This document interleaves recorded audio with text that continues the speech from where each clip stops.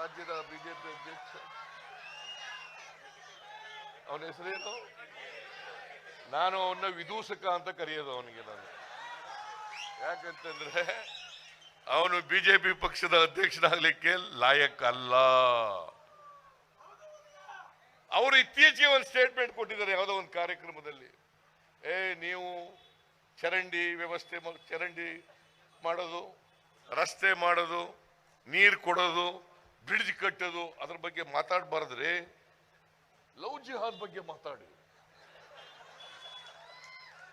ಯಾರು ಮಾತಾಡೋದು ಇದನ್ನ? ಮಿಸ್ಟರ್ ಕಟೀಲ್.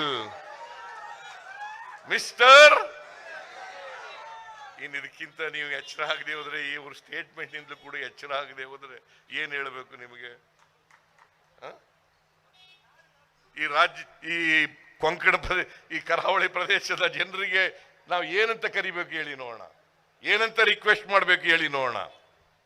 ದಯಮಾಡಿ ಕೈ ಜೋಡಿಸಿ ಪ್ರಾರ್ಥನೆ ಮಾಡ್ತೇನೆ, ನಿಮ್ಮಲ್ಲಿ ಕೈ ಮುಗಿದು ಬೇಡ್ಕತೇನೆ, ದಯಮಾಡಿ ಅವರ ಮಾತುಗಳಿಂದ ಮರಳಾಗಬೇಡಿ.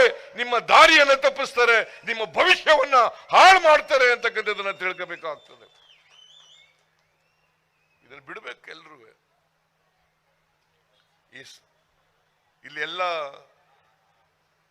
ಪಾಪ ಹಿಂದುಳಿದ ಜಾತಿಯವರು, ಬಡವರು. ನಾವು ಮೀನುಗಾರರಿಗೆ 300 ಲೀಟರ್ ಸೀಮೆಣ್ಣೆ ಕೊಡ್ತಿದ್ದೆ ಅಲ್ವಾ? ದಿನಕ್ಕೆ 300 ಲೀಟರ್ ಸೀಮೆಣ್ಣೆ ಕೊಟ್ಟು ನಾಡು ದೋಣಿಗಳಿಗೆ. ಯಾಕಪ್ಪ ನಿಲ್ಲಿಸ್ಬಿಟ್ಟು 10 ತಿಂಗಳಿಂದ ಕೊಟ್ಟೇ ಇಲ್ವಲ್ಲ?